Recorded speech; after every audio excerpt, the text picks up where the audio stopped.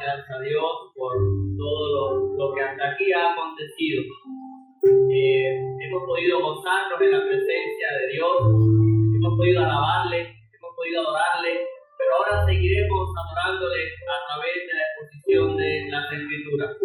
Así, sin más, quiero darle lugar al pastor Michel, que pueda estar compartiendo la palabra con la iglesia.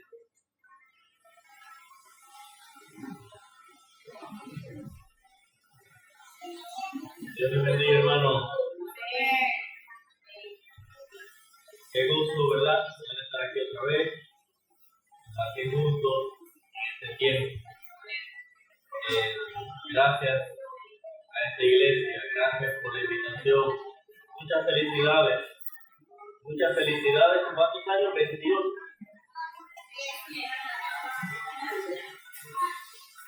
Que Dios les bendiga mucho y que cumplan mucho más. Amén. Amén, gloria a Dios. Entonces, hermanos, les invito a buscar en sus Biblias. Yo me siento muy contento de estar aquí y le damos muchas gracias al Señor. En Lucas capítulo 9, vamos a leer los versículos del 1 al 6.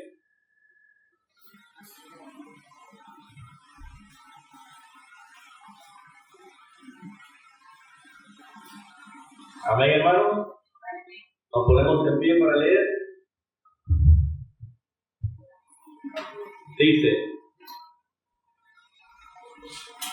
Lucas capítulo 9, los versículos del 1 al 6. Habiendo reunido a sus 12 discípulos, ¿a quién reunió? Les dio poder y autoridad sobre todos los demonios y para sanar enfermedades. Y los envió a predicar el reino de Dios y a sanar ¿a quién? A los enfermos. Y les dijo: no toméis nada para el camino, ni bordón, ni alforja, ni pan, ni dinero, ni llevéis dos túnicas. Y en cualquier casa donde entréis, quedad allí, y de allí salid. Y donde quiera que no recibiere, salid de aquella ciudad, y sacudid el polvo de vuestros pies en testimonio contra ellos. Y dice el versículo 6, y saliendo, pasaban por todas las aldeas, anunciando el evangelio y sanando por todas partes. Ya los discípulos del Señor habían andado con el Señor un buen tiempo y habían visto los milagros, las señales y los prodigios, y habían escuchado el mensaje que Jesús estaba predicando. Había comenzado el ministerio público de Jesús por todos los alrededores del mar de Galilea y por muchas ciudades y aldeas. Y los discípulos andaban con él todo el tiempo. No se apartaban los apóstoles, a los cuales él había escogido para que anduviesen con él. Pero ahora comienza a cambiar el rol de ellos. Ahora ellos comenzaban a tener una tarea no solamente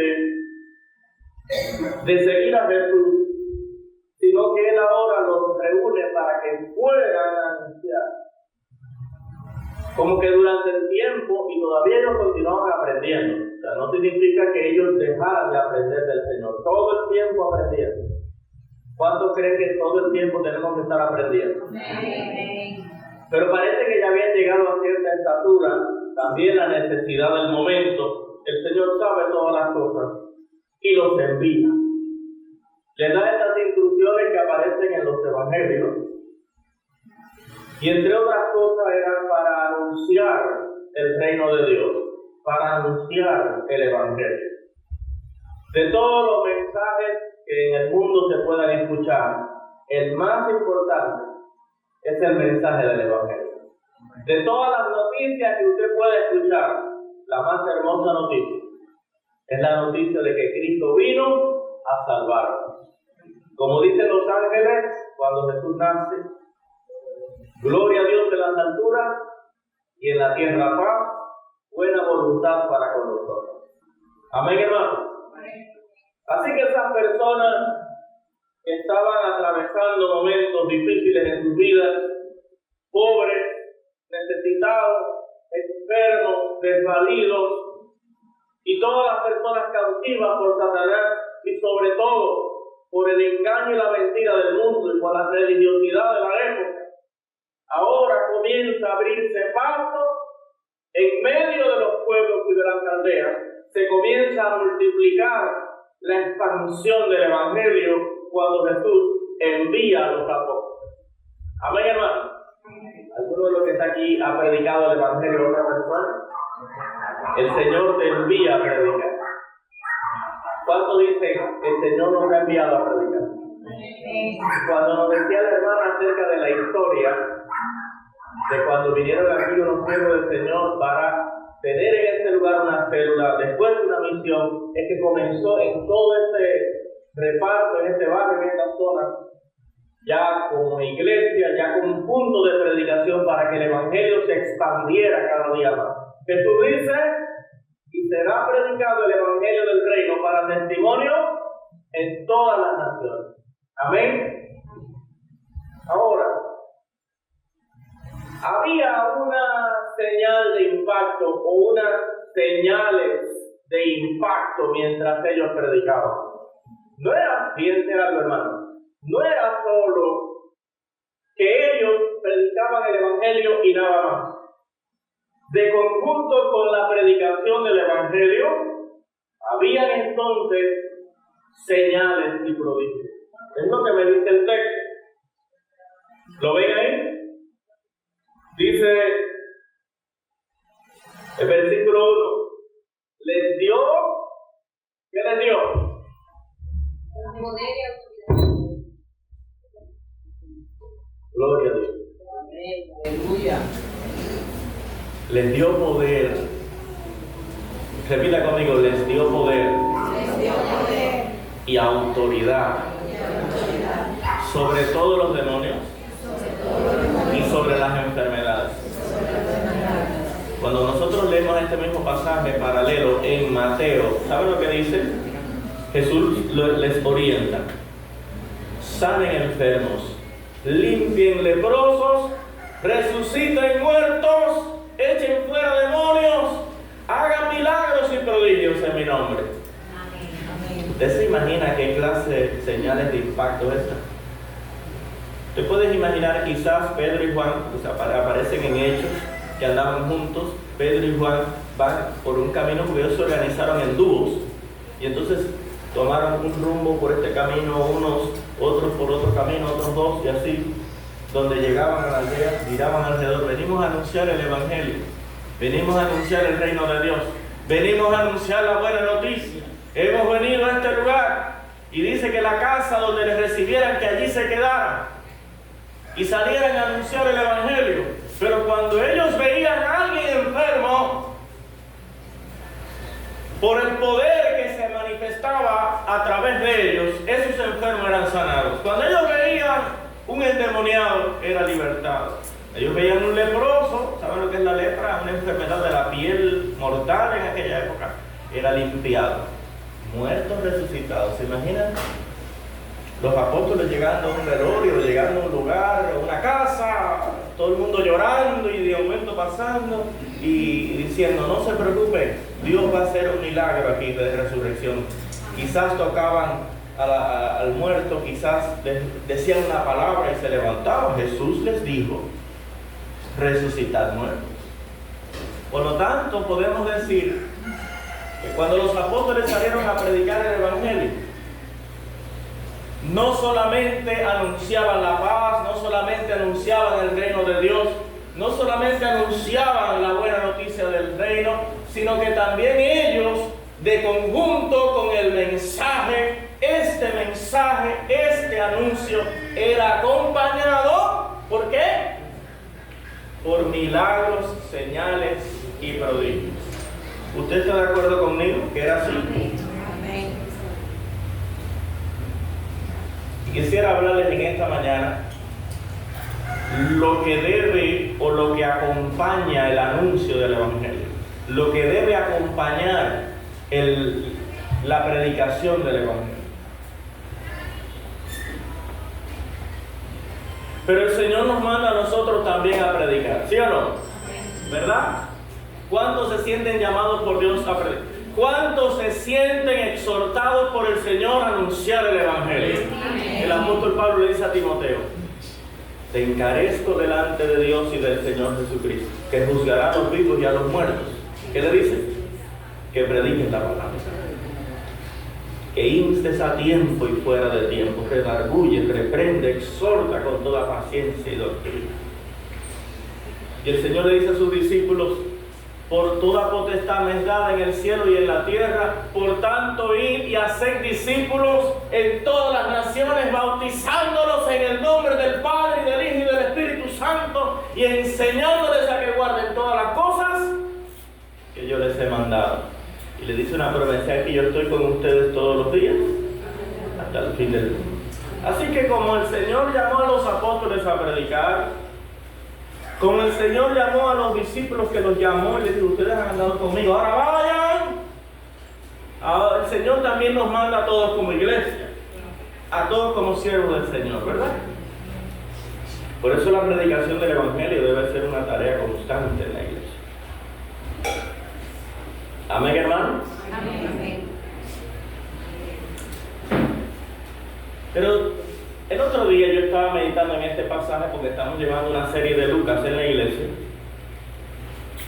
y yo me imaginaba yo frente a los 12 apóstoles, y ellos cuando regresan empiezan a dar testimonio, empiezan a decir: Señor, los demonios se sujetan, se nos sujetan en tu nombre, los echamos fuera y se van, los enfermos son sanados, los muertos son resucitados, los leprosos son limpiados, los cojos andan, los ciegos ven, y hemos anunciado. Ese que acontecimiento, que lleguen unos predicadores del Evangelio a un lugar y al mismo tiempo el poder de Dios manifestado. Yo me imaginaba yo rodeado de los apóstoles, los nombres de cada uno, y yo diciéndoles: claro que ustedes tenían esa facilidad, ustedes tenían una autoridad extraordinaria. Ustedes se imaginan lo que ustedes dicen. Pedro, imagina que tú le preguntas a Pedro: dime cuántos muertos resucitaste.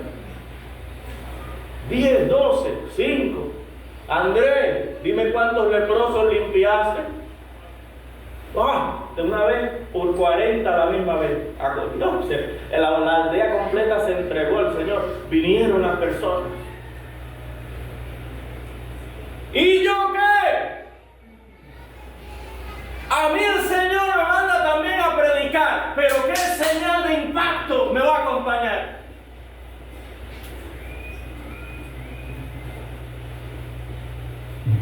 Ustedes dieron vista a los ciegos, anunciaron el Evangelio y predicaron, dieron vista a los ciegos, multitudes le siguieron. Y nosotros hoy, siglo XXI,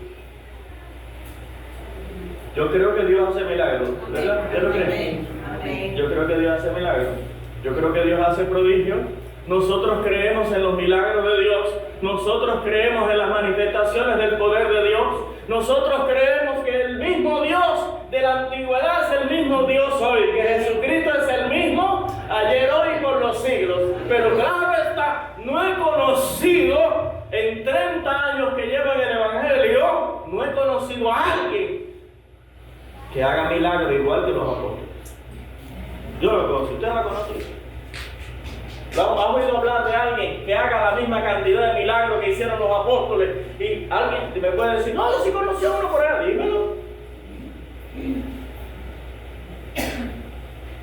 Pero el Evangelio sigue avanzando. Amén. Repite conmigo: señales de impacto. Señales de impacto. Entonces sentimos, y alguna gente se desvían tras las señales y hacen ayunos y oraciones y vigilias, porque dicen: como ellos hicieron lo que a las señales que a ellos les acompañaron, acompañaron, tienen que estar con nosotros también, porque esa es la forma que la Biblia dice. Y la gente se lanza a un carismatismo desordenado, buscando y buscando, y al final no hay señales, como en el tiempo de los apóstoles. Y mucha gente frustrada por eso. No sé si ustedes me están entendiendo, ¿no? Amén. Me acuerdo del grupo universitario de Camagüey. Que se manifieste, porque cuando se manifiesten los milagros, cuando los paralíticos comiencen a andar, cuando comiencen las personas con enfermedades incurables a ser sanados, su familia se va a convertir, el vecindario va a venir, el mundo se va a arrepentir y todos en un avivamiento vendrá en Cuba. Y entonces nosotros estábamos orando por el medio, para que Dios usara ese medio, esa vía, para que se arrepintieran todos de la universidad.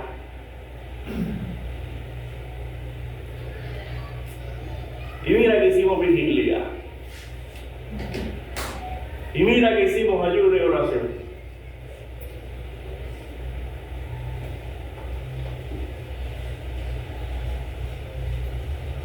¿No te ha pasado? ¿Cuántos anhelan que los enfermos sean sanados? Amén. ¿Cuántos anhelan ver las manifestaciones de Dios? Sí hemos visto, pero no en la abundancia, pero no en la cuantía, pero no en la inmensidad. Son salteados así.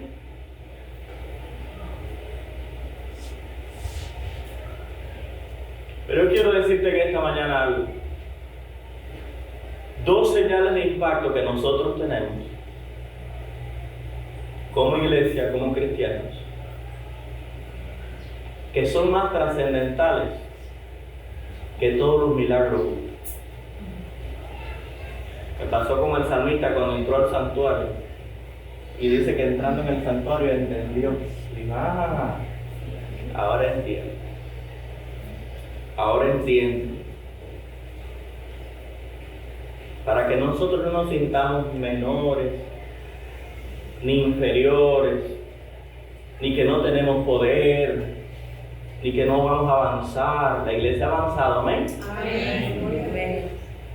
Pero el Señor sabiamente, en su tiempo, cuando Jesús viene y los apóstoles hablaron en su nombre, era necesario toda esa abundancia de milagros para dar testimonio profético. Todo lo que se había dicho acerca del Señor se cumplía. Y entonces Jesús decía, si ustedes no creen a mis palabras, crean por mis obras, que yo vine del Padre.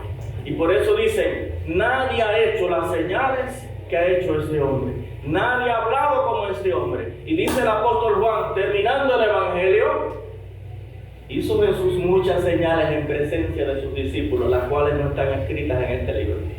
Pero estas señales y estos milagros están escritos para que creáis que Jesús es el Cristo, el Hijo de Dios. Amén. Y para que creyendo tengáis vida en su nombre. Era necesaria esa abundancia de milagros allá.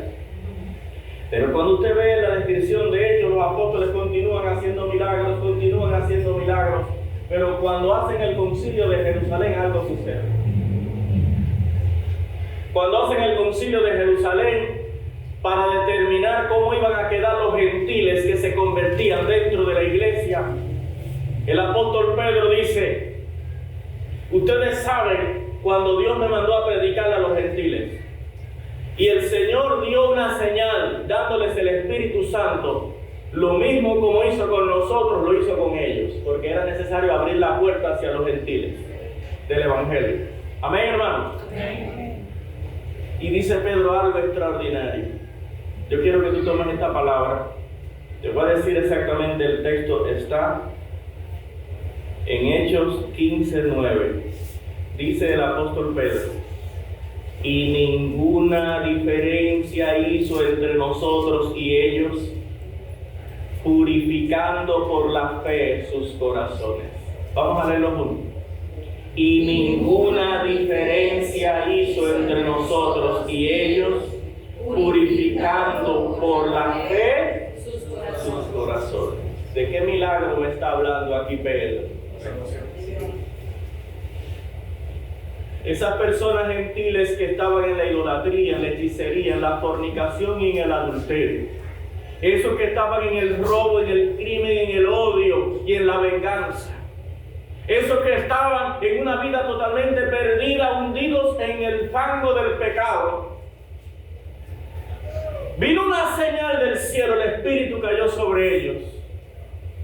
Pero con el tiempo comenzamos a visualizar, comenzamos a ver en ellos algo extraordinario que comenzó a acontecer.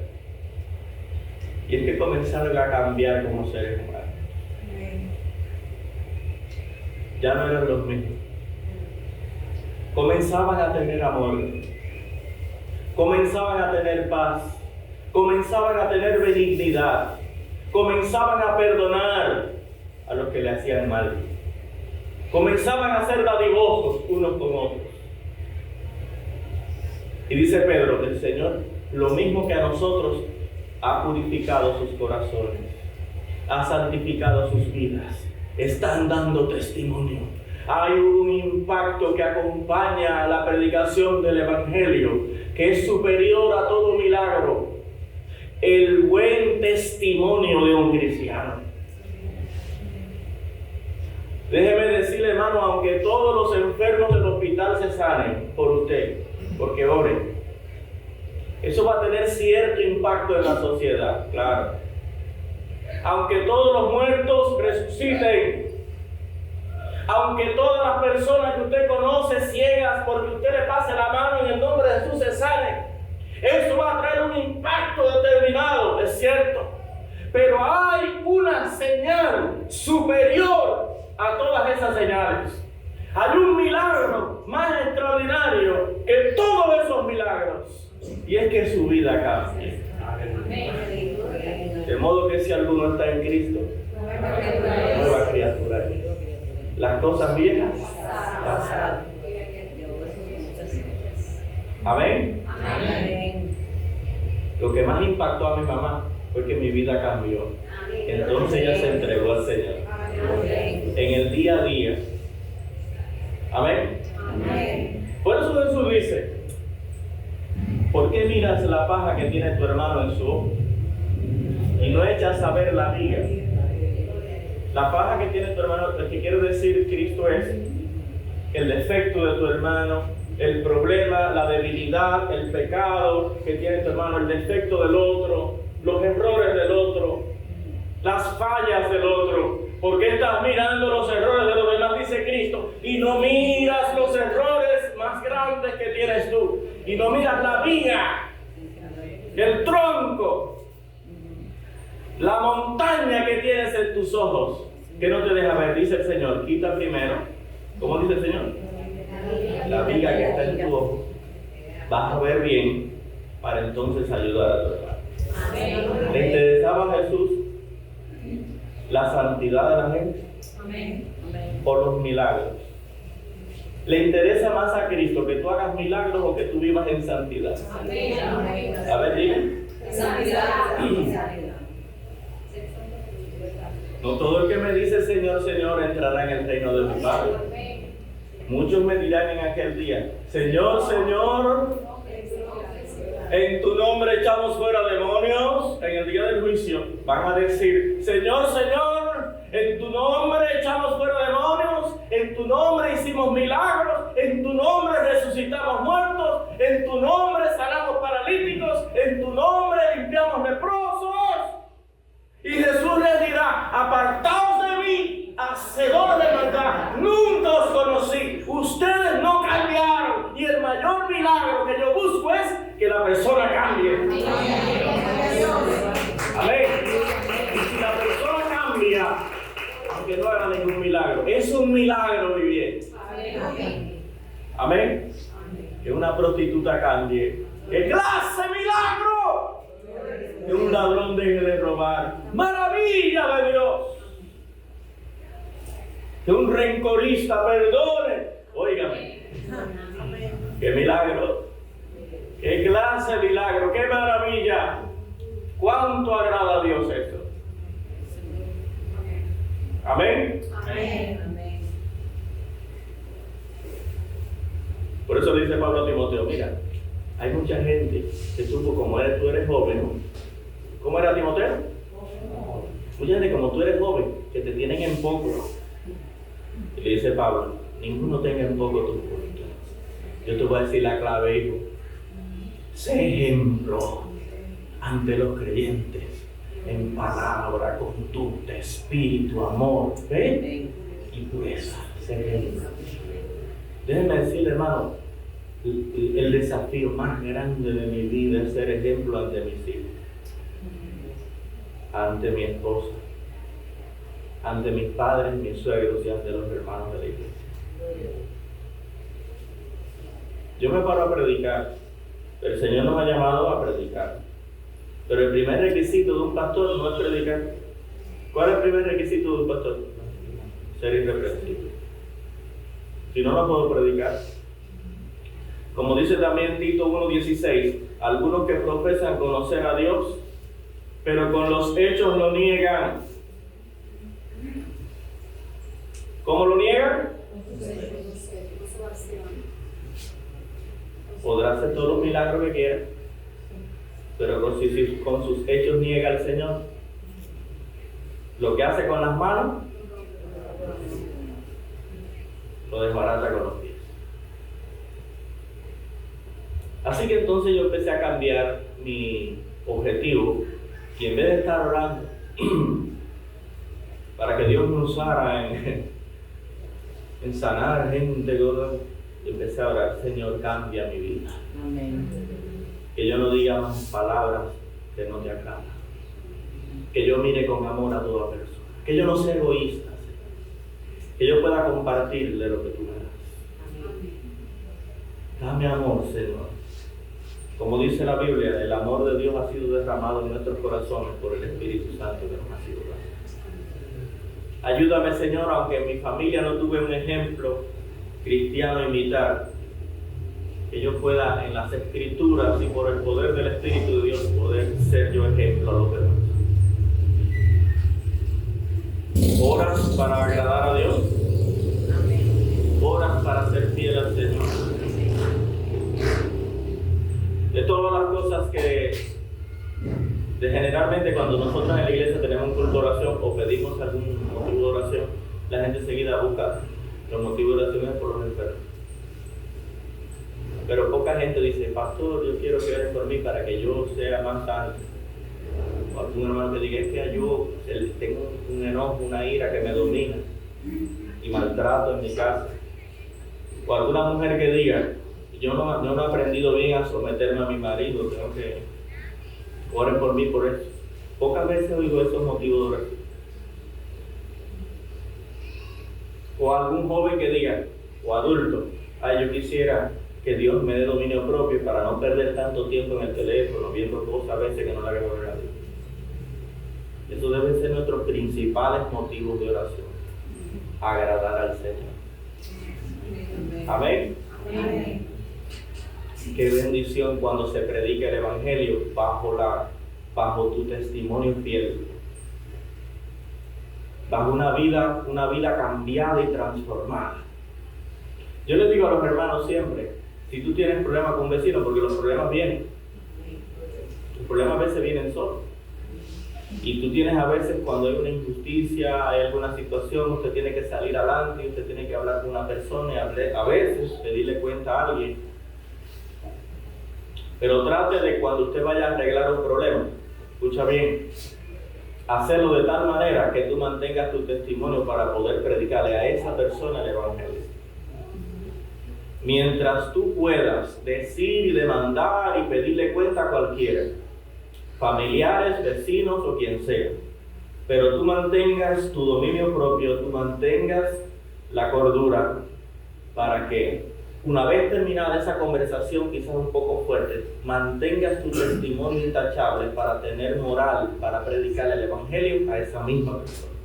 Amén. Pero si tú dices de más, ya no tienes testimonio para predicar a esa persona.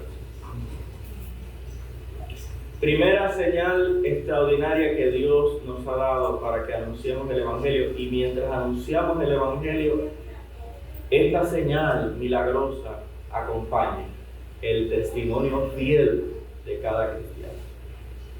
Segunda señal milagrosa para que acompañemos mientras predicamos el Evangelio: el testimonio fiel de la congregación. Amén. ¿El testimonio fiel de qué? De la congregación. Sí, bueno, un cristiano, mira, este hermano es fiel, pero la congregación, ¿cómo es? ¿Cómo valora la gente la congregación? ¿Cómo crees tú que eres cristiano? Quizás llevas años aquí en la iglesia. Si te dicen, ¿cómo es la congregación? ¿Cómo es el testimonio de la congregación, de los que se reúnen en la iglesia? Dice la Biblia, mirad cuán bueno y cuán delicioso es los hermanos juntos en armonía. Y el Señor, cuando está orando en Juan capítulo 17, fíjense qué clase de impacto, qué clase de milagro y qué fuerza para convencer al mundo tiene el testimonio de la iglesia. Que Jesús dice orando al Padre: Padre, permite que ellos sean uno, que sean perfectos en unidad, para que el mundo conozca que tú me enviaste, para que el mundo crea que tú me enviaste. Déjeme decirle que cuando hay un grupo de personas llamado congregación, iglesia, y hay amor de verdad entre los hermanos, y se considera más que familia, amigos, y el problema de uno es el problema del otro, la necesidad de uno es la necesidad del otro. Cuando uno ríe, otro ríe, cuando otro llora, orando los unos por los otros continuamente. Cuando hay un grupo de personas que se aman entre sí, la Biblia dice que la vida de los primeros cristianos eran de un corazón y un alma, y ninguno decía ser suyo propio nada de lo que poseía, sino que lo ponía a disposición de los demás. Dice que comían juntos con alegría y sencillez de corazón, alabando a Dios y teniendo favor de todo el pueblo. Y entonces el Señor añadía cada día a la iglesia los que habían de ser salvos. Dice el Señor Jesucristo: una ciudad sentada sobre un monte no se puede esconder.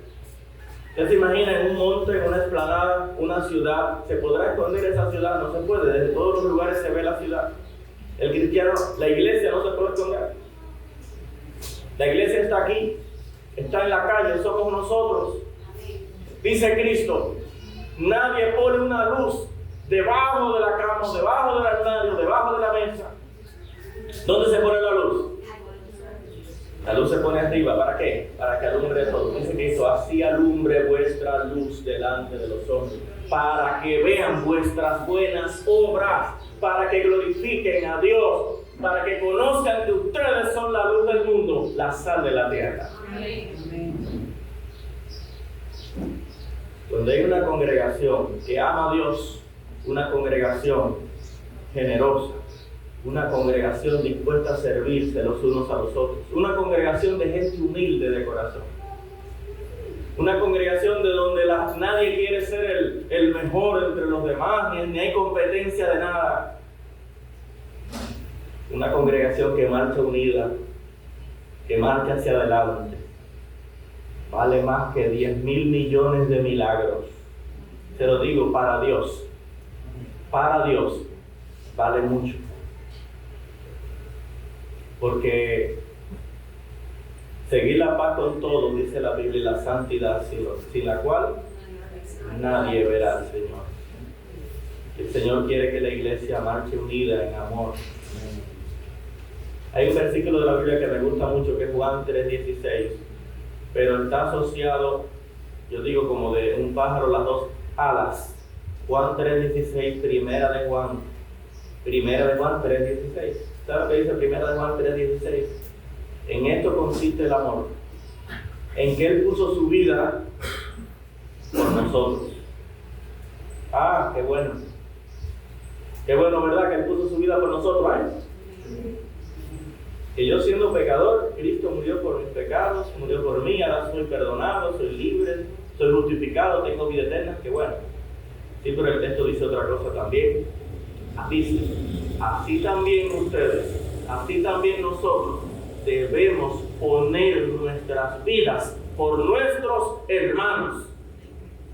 El que de verdad ha conocido a Cristo y de verdad se ha identificado como hijo de Dios y de verdad tiene el Espíritu Santo dentro y es instruido en la palabra, no solamente en su condición, es un hijo de Dios justificado y perdonado, sino que también en su acción expresa el evangelio que ha conocido y continuamente está buscando, viendo, observando qué necesidades tiene mi hermano, porque yo debo dar mi vida por él. Si de verdad tú has conocido a Cristo, que Él vino a este mundo, dio su vida por ti, si de verdad Cristo mora dentro de ti, lo tienes en tu corazón, Él te purifica por dentro, si de verdad has conocido al Señor y le amas, pues entonces hay obras que van a expresar que de verdad has conocido a Cristo. Y esas obras que de verdad demuestran que tú has conocido a Cristo. Si este que está aquí redimido por el Señor, obras de amor por haber conocido al Señor, capaz de dar la vida por los demás, y otro acá, dispuesto a dar la vida por los demás, y otro por allí, dispuesto a dar la vida por los demás, y otro por acá. Oigan, se hace una congregación, y esa congregación, cuando la Biblia dice, mira cuán bueno y cuán delicioso es habitar los hermanos juntos en armonía. Amén. Amén. ¿Te agrada compartir con los hermanos? Amén. Andar juntos. Una de las cosas por las cuales yo fui a la asamblea fue para ver a los consiervos, ver hermanos, ver gente, abrazarlos, preguntarles cómo están.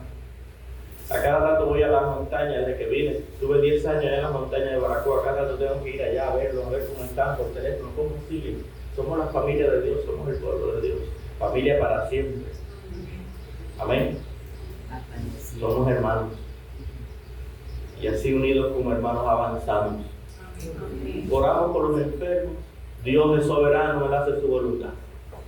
Si Él quiere sanar, sana. Él sabe todas las cosas. Pero a los que aman a Dios, todas las cosas les ayudarán. Amén. Amén. Entonces, llénense de estas dos herramientas poderosísimas para anunciar el Evangelio. Tu testimonio individual de obediencia y santidad y el testimonio de la congregación. Porque tú le predicas a la persona para que venga a la iglesia. Por lo tanto, vale mucho que cuando una persona entre después de tantos traumas, las personas están traumatizadas por el odio del mundo, por el rencor, están marcados, sus corazones necesitan ser vendados y sanados por el poder del Evangelio. Los corazones de la gente están dañados por tanto daño que se han hecho unos a otros, tantas guerras, tantos problemas que hay. La gente ha sido despreciada por sus padres, hay niños despreciados por sus madres. La gente con desprecio, situaciones terribles y madres despreciadas por sus hijos. Cuando vengan a una iglesia que encuentren un lugar de refugio, un lugar de amor, un lugar de paz, un lugar de bendición, van a decir, bueno, yo no sé, pero yo de esa iglesia no me voy. Qué amor hay en ese lugar. Qué bendición compartir con ellos. Por eso dice Pedro, el Señor a los gentiles les ha purificado los corazones igual que a nosotros. ¿Qué quiso decir? Somos hermanos. No hay mayor señal que esa. No hay mayor milagro para asimilarlo a ellos entre nosotros. Abrácenlo, visítenlo. Porque los judíos no querían visitar a los gentiles. Visítenlo. Y Jesús dirá en aquel día, venid benditos de mi Padre. Amén. Amén. Porque tuve hambre y me diste de comer, tuve sed y me diste de beber, estuve sin ropa y ustedes me dieron ropa, estuve forastero y ustedes me recogieron, enfermo y me visitaste. Señor, ¿cuándo fue que te vimos en esa condición y te servimos? Cuando lo hicieron unos a otros. Cuando ustedes lo hicieron unos a otros, a mí me lo hicieron. Así que fíjense cómo le agrada a Cristo que los hermanos nos sirvamos unos a otros. Cuando servimos a la gente del mundo, sí, pero la Biblia dice, ser bien a todos, mayormente a la familia de la fe. Y de esa manera, en esa santidad y en esa fidelidad, predique el Evangelio. Salgamos a predicar el Evangelio. Que Dios les bendiga, hermanos. Amén.